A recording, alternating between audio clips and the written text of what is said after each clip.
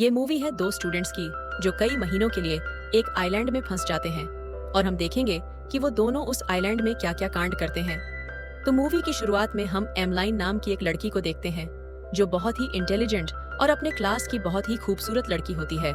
इसीलिए उसके बहुत सारे दोस्त होते हैं और खूबसूरत होने के कारण कॉलेज के सभी लड़के उससे बात करने का बहाना ढूंढते रहते हैं।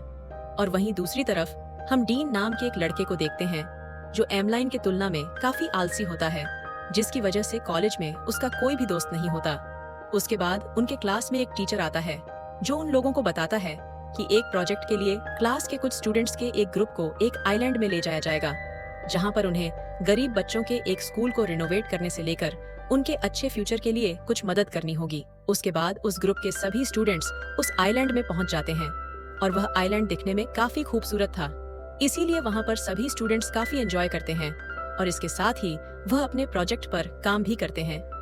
उसके बाद शाम को एमलाइन दोस्तों के साथ जब अपने रूम में होती है तब उसकी एक दोस्त उसको एक पार्टी में चलने के लिए कहती है, लेकिन एमलाइन पहले तो जाने से मना कर देती है, पर उसके दोस्त के काफी जिद करने पर जाती है। इसलिए वह सभी फ्रेंड्स तैयार होकर उस पार्टी में पहुंच जाते हैं और वह पार्टी समुद्र के किनारे एक बोट पर हो रही थी। लेकिन यहाँ पर कुछ स्टूडेंट्स ड्रग्स लेकर अपने पार्टनर के साथ एंजॉय कर रहे थे और अब इस बोट में एमलाइन और डीन दोनों ही होते हैं और उन्हें ये सब देखकर काफी अजीब लगता है। इसी दौरान कुछ पुलिस वाले उस बोट को घेर लेते हैं क्योंकि उन्हें पता चल गया था कि इस बोट पर ड्रग्स इस्तेमाल हो रहा है। तब पुलिस वालों को देखकर वो सब काफी डर जाते हैं और इसी हड़बड़ी में एमलाइन का पैर फिसल जाता है और वो पानी में गिर जाती है।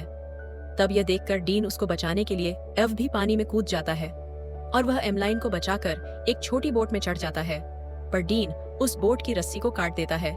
दरअसल डीन पुलिस के चक्कर में पड़ना नहीं चाहता था और वह सोच रहा था कि पुलिस के जाने के बाद वह दोबारा वापस चला जाएगा, लेकिन बाद में उसको पता चलता है कि इस बोट में मोटर ही नहीं है, इसीलिए उनका बोट पानी की लहरों से तैरते हुए काफी दूर चली जाती है। उसके बाद टीचर सभी स्टूडेंट्स को बताते हैं कि तुम लोगों के अय्याशी के कारण इस ट्रिप को यहीं पर कैंसिल किया जाता है और अब सभी को वापस चलना होगा। लेकिन तभी एमलाइन की दोस्त टीचर से कहती है कि एमलाइन का रात से कुछ भी अता पता नहीं है और उसका फोन भी बंद है, और साथ ही उन लोगों को पता चलता है कि डीन भी कल रात से गायब है। फिर दूसरी तरफ हम एमलाइन और डीन को देखते हैं जो कि समुद्र के बीचों बीच फंस चुके थे, पर डीन को एक आइलैंड दिखाई देती है जिसे देखकर उसको ऐसा लगता है कि वहाँ पर कोई ना कोई जरूर होगा, इसलिए वह दोनों बोट को लेकर उस द्वीप तक पहुँच जाते हैं। और दूसरी तरफ हम एमलाइन और डीन के पेरेंट्स को देखते हैं जिनको पता चल चुका था कि उनके बच्चे खो चुके हैं, इसीलिए वह स्कूल वालों से पता करने के लिए यहाँ पर पहुँच जाते हैं और वो स्कूल वालों से अपने बच्चों को जल्द से जल्द ढूंढने के लिए कहते हैं। और दूसरी तरफ डीन और एमलाइन आइलैंड में लोगों की तलाश करते हुए इधर उधर घूमने लगते हैं, लेकिन यहाँ पर उन्हें कोई भी नहीं मिलता और वो दोनों समझ जाते हैं कि अब वो दोनों यहाँ पर फंस चुके हैं। इसीलिए वो दोनों वापस अपने बोट के पास जाने लगते हैं, लेकिन उनका बोट वहाँ पर नहीं था। दरअसल वो बोट पानी के साथ बह गया था। फिर इसी तरह शाम हो जाती है और वो दोनों भी काफी थक चुके थे, इसीलिए वह दोनों वहीं पर सो जाते हैं। फिर दूसरी तरफ हम डीन और एमलाइन के पेरेंट्स को देखते हैं जो टीचर्स के ऊपर दबाव बना रहे थे कि उनके बच्चों को जल्द से जल्द ढूंढा जाए।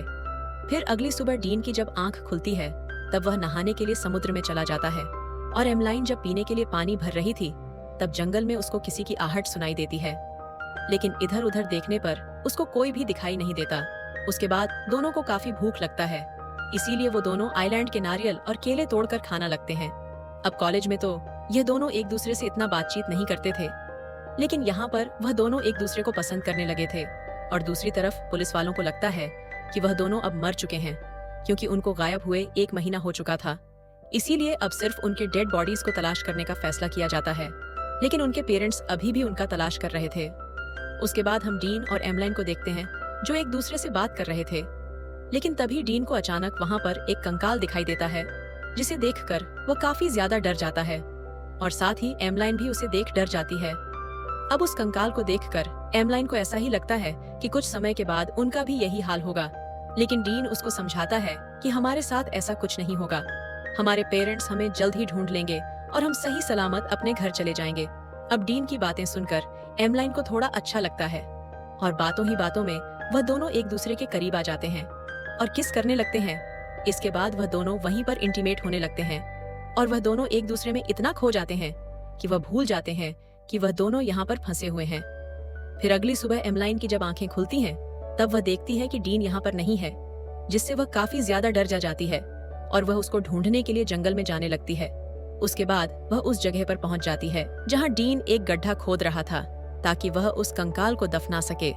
लेकिन एमलाइन डीन के ऊपर काफी गुस्सा करने लगती है कि वह उसको बिना बताए ऐसे कैसे आ सकता है। अब डीन पर गुस्सा करते हुए एमलाइन अचानक एक गड्ढे में गिर जाती है, जिससे उसके घुटने में काफी ज्यादा चोट लग जाती है। अब डीन उसको बैठाकर उसके चोट को अच्छे से साफ करने लगता है। उसके बाद एमलाइन अपने कपड़े उतार देती है और वह दोनों नहाने के लिए चले जाते हैं। फिर अगले सीन में हम देखते हैं कि एमलाइन डीन से उसकी माँ के बारे में पूछती है। तब वह उसको बताता है कि मेरी माँ अब इस दुनिया में नहीं रही और वह अपनी माँ के मरने का कारण खुद को ही मानता है, क्योंकि बचपन में उसकी गलती की वजह से ही उसकी माँ की मौत हो गई थी और साथ ही वह अपनी माँ के अंतिम संस्कार पर भी नहीं जा पाया था। इसीलिए वह इस कंकाल को दफनाकर अपनी माँ को याद कर रहा था। फिर दूसरी तरफ हम डीन और एमलाइन के पेरेंट्स को देखते हैं, जो कि अपने बच्चों को लगातार बहुत दिनों से ढूंढ रहे थे, लेकिन अब वह भी हार मान लेते हैं। उन्हें लग रहा था कि वह दोनों अब शायद मर चुके हैं, इसलिए वह वापस अपने घर लौट जाते हैं। लेकिन दूसरी तरफ डीन और एमलाइन इस खूबसूरत आइलैंड में एक दूसरे को काफी ज्यादा प्यार करने लगे थे और यहाँ पर वह दोनों बहुत ज्यादा खुश भी थे और साथ ही वह दोनों अपने इमोशंस कंट्रोल नहीं कर पाते थे, जिससे हमेशा वह दोनों एक दूसरे के करीब आकर इंटीमेट होने लगते हैं। फिर एक दिन अचानक डीन को एक प्लेन की आवाज सुनाई देती है, जिससे वह दौड़कर फ्लेयर गन लेने के लिए जाता है ताकि वो फ्लेयर गन को चलाकर प्लेन को सिग्नल दे सके। लेकिन काफी ज्यादा ढूंढने पर भी वो फ्लेयर गन नहीं मिलती और वह प्लेन वहां से चला जाता है। उसके बाद उन दोनों को लगता है कि वह दोनों शायद यहाँ से कभी नहीं निकल पाएंगे, लेकिन तभी डीन को एक आवाज सुनाई देती है और वह उस आवाज का पीछा करते हुए उसकी तरफ जाने लगता है। पर वहां जाकर उसको पता चलता है कि यह आवाज एक ब्लैक पैंथर की है, जिसे देखकर डीन काफी ज्यादा डर जाता है और तेजी से वहां से भागने लगता है। अब वह ब्लैक पैंथर भी उसका पीछा करने लगता है। फिर एमलाइन को भी जब यह आवाज सुनाई देती है, तब वह डीन को ढूंढने के लिए जाने लगती है। लेकिन जब वह डीन के पास पहुंचती है, तब वह देखती है कि डीन ने उस ब्लैक पैंथर को जान से मार दिया है। उसके बाद वह दोनों रहने के लिए बांस का एक घर बनाने लगते हैं, क्योंकि उन दोनों को एहसास हो चुका था कि अब वह दोनों यहाँ से कभी निकल नहीं पाएंगे। फिर दूसरी तरफ हम उनके माता पिता को देखते हैं, जो आज भी उन्हें काफी ज्यादा मिस कर रहे थे। अब डीन और एमलाइन जब आराम कर रहे होते हैं, तब ऊपर से एक बोतल गिरती है। जब ये दोनों ऊपर देखते हैं, तब उन्हें पता चलता है कि एक बंदर उनका सारा सामान लेकर पेड़ पर चढ़ गया है और उसके हाथ में वह फ्लेयर गन भी होता है। तब वह दोनों उस बंदर से फ्लेयर गन को नीचे फेंकने का इशारा करते हैं, लेकिन वह बंदर उस फ्लेयर गन को नीचे नहीं फेंकता। तब एमलाइन उस बंदर को केले का लालच देने लगती है, जिससे वह बंदर उस फ्लेयर गन को नीचे फेंक देता है। फिर थोड़ी देर बाद वहां से एक प्लेन गुजरने लगती है, जिसकी आवाज सुनकर वह दोनों बाहर आते हैं और उस फ्लेयर गन को चलाते हैं, जिससे हेलीकॉप्टर में बैठे लोग उनको देख लेते हैं और उनको बचा लिया जाता है। उसके बाद जब वो लोग एयरपोर्ट पर पहुंचते हैं, तब उनके पेरेंट्स और उनके काफी सारे दोस्त उनको रिसीव करने आते हैं। अब एमन के दोस्त उसको घेर लेते हैं, जिससे डीन अकेला रह जाता है। उसके बाद डीन अपने पिता के साथ घर आ जाता है।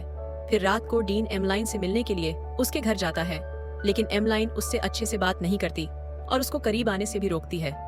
फिर वो डीन से कहती है कि मेरे घर आने की खुशी में मेरे पेरेंट्स ने एक पार्टी दी है, इसीलिए कल तुम पार्टी में जरूर आना।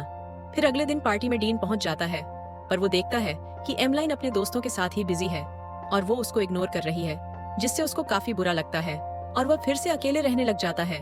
पर एक एक दिन एमलाइन को अपनी गलती का एहसास हो जाता है, इसलिए वह डीन को मनाने के लिए उसको कॉल करने लगती है, लेकिन इस बार डीन उसको इग्नोर कर देता है। फिर अगले सीन में हम देखते हैं कि स्टूडेंट्स की प्रोमट पार्टी चल रही थी, जहाँ पर एमलाइन भी होती है, और दूसरी तरफ डीन को देखते हैं, जो अब भी एमलाइन को भुला नहीं पा रहा था। इसीलिए वह तैयार होकर उस प्रोमट में जाता है। तब एमलाइन उसके पास जाकर उसको किस करती है और इसी के साथ ये मूवी यहीं पर खत्म हो जाती है।